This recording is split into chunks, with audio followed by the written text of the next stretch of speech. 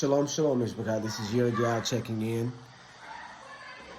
So I don't know if I even put that video out. I've done a couple videos that I didn't put out. So who's the president of the United States? Benjamin Netanyahu. Do you see what's going on college campuses all over the United States?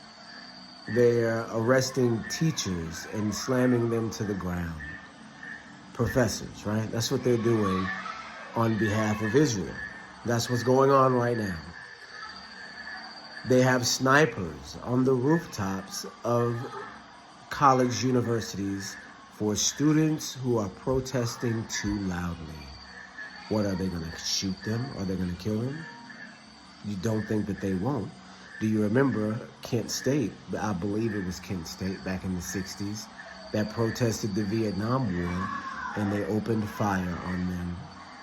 Do you see what I'm saying? Is this that same government? It is. It absolutely is. Are these the descendants of the people that are still in power? They are. They absolutely are.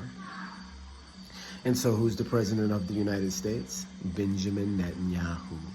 And you see how his word, and I think this was today, you see how his word elicited, or what would you say? Yeah, elicited a response from the United States. So Benjamin Netanyahu calls on the United States to sanction the ICC, the International Criminal Court, if they try to put down arrest warrants for Benjamin Netanyahu, right? And so America responds to Benjamin Netanyahu's call, saying the International Criminal Court holds no merit in the Israel-Hamas war. How does it not? This war is exempt. Do you see what I'm saying? The International Criminal Court is a joke. It's a body that is set up for other nations, not for the people who control it. Do you understand what I mean? Benjamin Netanyahu is the president of the ICC as well. But again, there are different sides playing different courses, and anything that comes out right now is propaganda leading you this way or that way. It doesn't matter what the International Criminal Court does. They're going to continue to kill Gazans.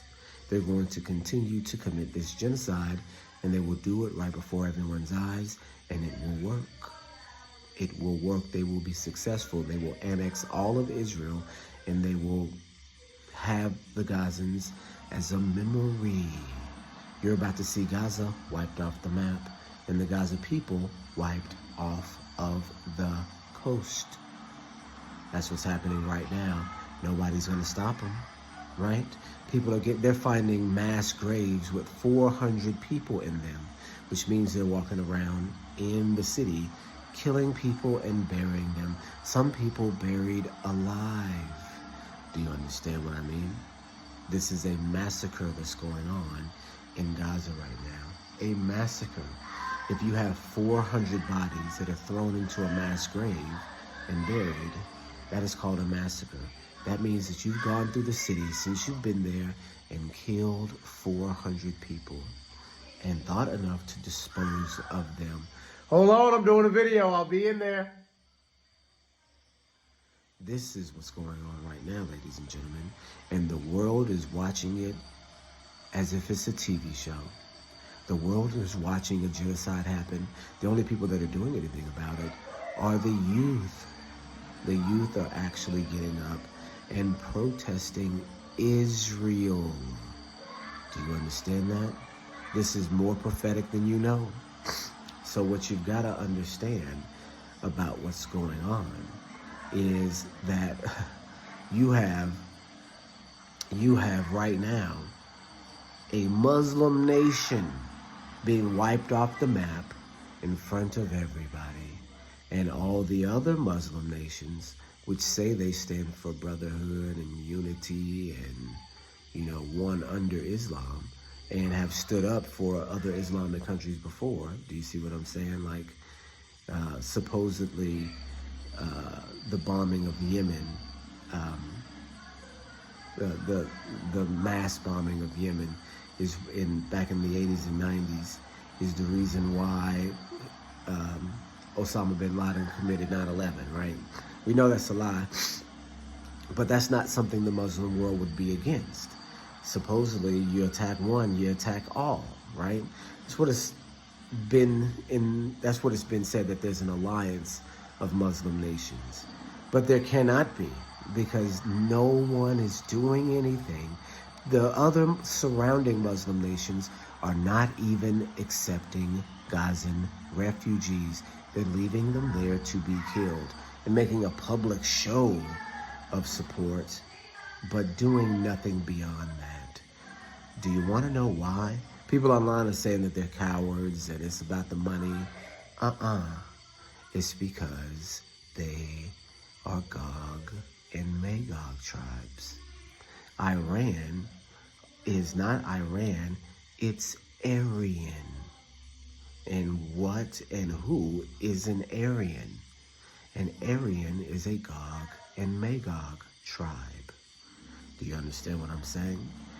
So we've been doing a lot of research lately on the Scythian people in the Bible. Scythian, also called Saka, also called Vandals, also called Scandinavians, also called Visigoths, also called Vikings, also called Huns, also called all of these other different nations. But what they are actually, what their actual designation is Gog and Magog, also called Khazar. Do you hear me? Also called Anglo-Saxon. Do you understand what I mean? Also called German.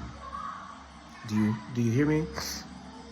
What you're looking at is many different Gog and Magog tribes, all coming from the same region and going south.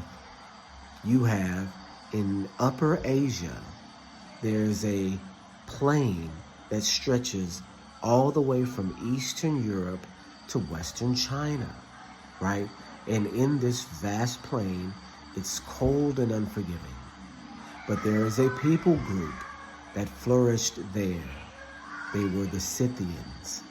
They formed many, many different tribes in this area because they couldn't help but keep their numbers small. We've been doing the research on this, y'all.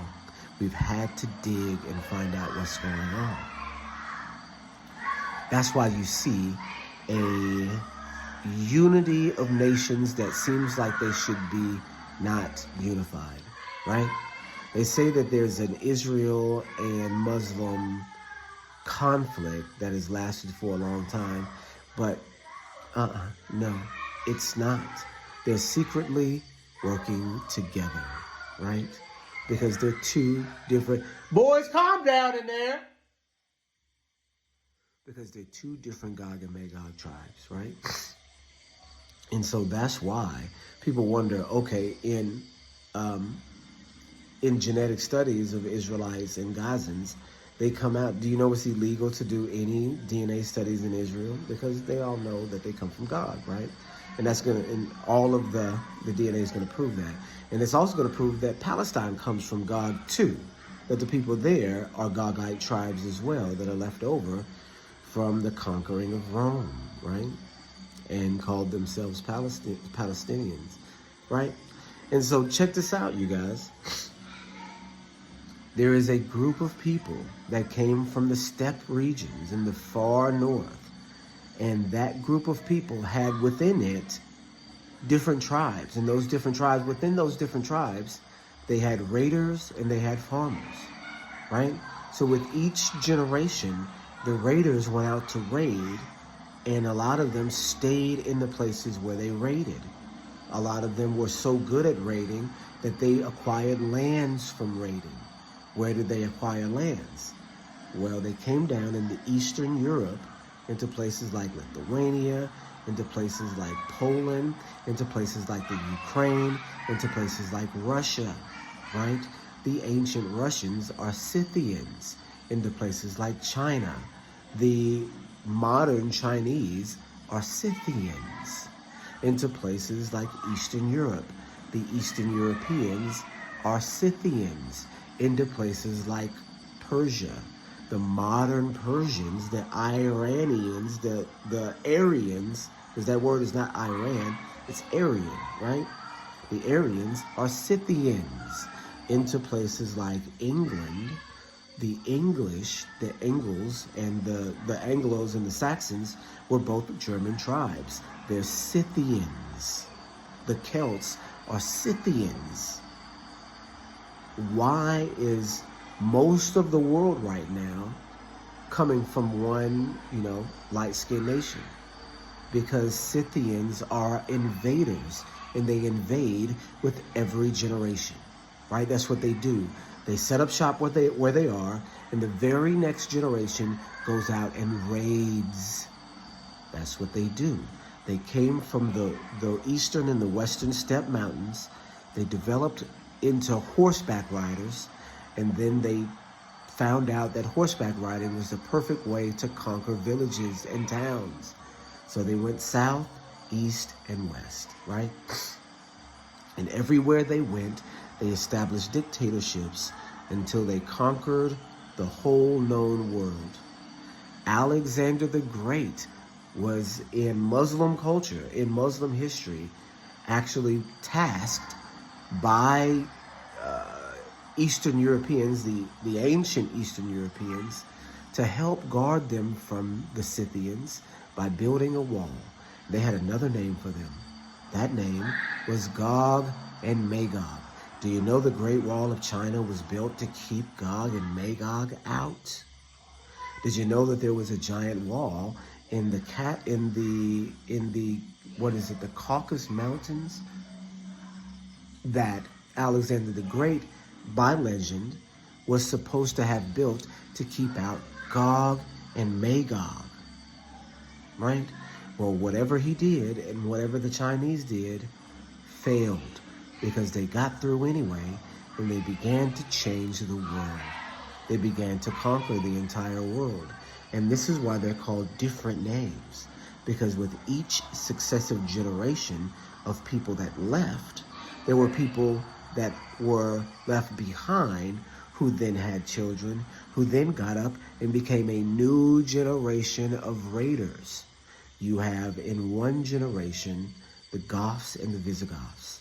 You have in another generation the the Angles and the Saxons. You have in another generation the Huns. You have in another generation the Vandals. You have in another generation the Khazars. You have in another generation another name for another people. But they're all descendants of one another, each going out from the place that they were and propagating themselves in all of these other different places. And here's the crazy part. The people that were originally gone out, the older Gog Magog tribes, which went out first, like the Angles and the Saxons that came into Germany and then conquered England, they had to then turn around and defend themselves from the new generation of Gog and Magog coming in to conquer in their generation's name. Do you see what I'm saying? That's why all of these different people with these kind of different tongues are at war, but also at peace, because they understand that they are the same people. That's why you have Persia, Iran, that's not going to do anything of any, substantial impact, to make any substantial impact against Israel, because they know that the Israelites that are there are Ashkenazi, Gog and Magog. And the Iranians know that they're the ancient Iranians or Aryans, which are Gog and Magog. So they're cousins. They're not going to do anything to each other, because the religions that they've chose are masks, are placeholders for control of their people, right? They really understand that they're Gog and Magog and that they've been chosen by Satan, and the end of the world is now. That's why Israel can control America and Germany can be controlled by Israel, even though we know that they're supposed to be at odds with one another, but because they understand that they're Gog and Magog. Do you understand that the pilgrims that came over to America and conquered America weren't pilgrims. They were Vikings. They're called pilgrims because they come in the name of Christianity, but they had just become Christian maybe 300 years. Before that, they were called Vikings. They were called the Norsemen. That's who they were. They weren't pilgrims for leaving for some religious purpose. They were Vikings. They were pirates. Do you understand? That's what they were doing. They had already been to America one time and they left. They came back again because they're Vikings. And they conquered America and changed it into Gog and Magog. They changed the racial structure of America. We know this is what happened because it's happened in our generation, right? And then since Gog and Magog have conquered the United States, they've imprisoned the Hebrews and continually take their culture in a generation by generation basis. That's why you see, white men playing the blues. That's why you see white men playing rock and roll. That's why you see, heavy guitar and heavy bass line, because that comes from the conquered people. But you wouldn't know that because now the conquered people don't do those things anymore and the oppressors do still. Because it's a cultural thing that's been picked up from them. That's what Gog and Magog does. They go to a place and they assume the history of the place, right? So the Romans in Rome aren't the ancient Romans. They're Gog and Magog. Why? Because the Ostrogoths in the 5th century AD conquered Rome and established Ostrogoth kings in Rome. And guess what? They say that they left, they were kicked out or whatever. No, they established themselves and put the Romans to flight. And it happened in Egypt. The people that are in Egypt were conquered by Gog and Magog, by the Turkic versions of Gog and Magog. The people in North Africa, the same thing. Egypt's in North Africa, Libya, the people in Morocco, the people in Algeria. All these were conquered by Gog and Magog, coming down through England, through France, through Spain, through Portugal, and crossing the Strait of Gibraltar into the other side. Forgive me if I can't remember what's there. Is it Morocco, Algeria? One of those places in Western Africa at the top there. But that's how they entered into North Africa and conquered all the way around the Mediterranean Sea. Do you understand? They did the same thing in Eastern Europe, coming down through Lithuania and then going west, right? Right? And forgive me if my geography is wrong. Y'all know what I'm talking about. Down the Caspian Sea, down through the Eastern European region, all those different states and the Slavic people. There were slaves, but they were also Gog and Magog, slaves to one another even. All of these different Gog and Magog tribes categorized by white skin, light eyes, and light hair.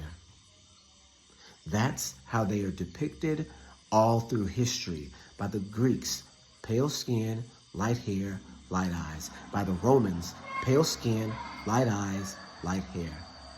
And then after that, they assume the position of the Greeks and the Romans. And then nobody knows the difference because they don't know that Romans were dark-skinned, right? Then they assume the position of the Iranians because nobody knows after 2,000 years until they see the ancient portraits that Iranians were that Persians were black-skinned. They just assume the identity of the people that are there. They assume in the Holy Roman Empire is Germany, right? How is it the Holy Roman Empire if it's actually in Germany? Because they're assuming these roles, right? They're assuming these positions and taking the position away from the original inhabitants. That's what they've done throughout all of history. They are not the English, the ancient English people. They are not the ancient British people. They are not the ancient Irish people. They are not the ancient Scottish people. They are not the ancient Cretans. They are not the ancient Italians. They are not the ancient Moroccans. They are not the ancient Algerians. They're not the ancient Egyptians. They're not the ancient Turkish people.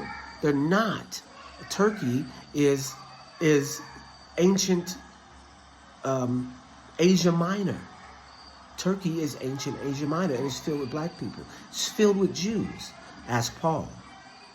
Do you understand what I mean? All of these people groups were put to flight by Gog and Magog, and that's why they all get along now, but not in such a way that they won't destroy one another.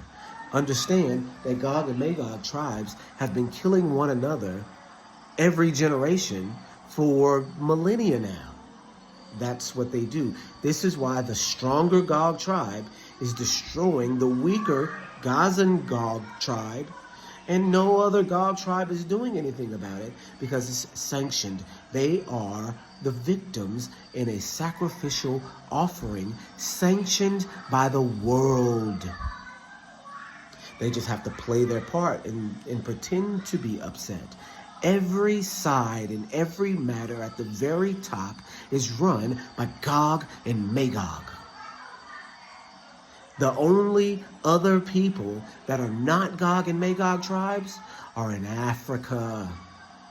Everyone was pushed south. So the ancient Edomites are here, the ancient Assyrians are here, the ancient Persians are here, the ancient Ethiopians are here. The ancient Moabites are here. The ancient Ammonites are here. All the people that are still a people are here in Africa. You can look on the walls. There are no pale-skinned people in ancient history in these roles as Persian, in these roles as Canaanite, in these roles as Israelite, in these roles as Roman. It doesn't exist in history. What does exist is Gog and Magog tribes coming down from the steppes and changing everything.